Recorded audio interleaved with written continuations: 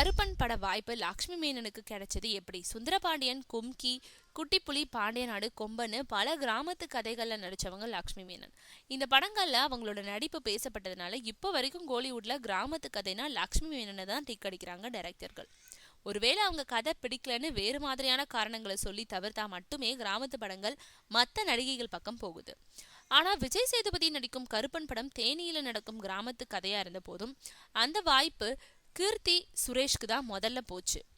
ஆனா கால்ஷீட் பிரச்சனையால அவங்க நடிக்கல. அதை அடுத்து ஆண்டவன் கட்டணையில விஜய் சேதுபதியோட நடிச்ச ரித்திகா சிங்கா கேட்டாங்க. அவங்களும் வேறு படத்துல கமிட் ஆயிட்டதா சொன்ன அப்புறம் தான் லக்ஷ்மி மேனனுக்கு இந்த வாய்ப்பு போச்சு. அதே சமயம் ரெக்க படத்துல அவங்க வெயிட் போட்டிருக்கிறத பார்த்து 2 மணி தான் இருந்தாங்க. ஆனா அவங்கள போட்டோ செஷனுக்கு கூப்பிட்டப்போ எல்லாருமே ஆச்சரியப்பட்டு போயிட்டாங்க.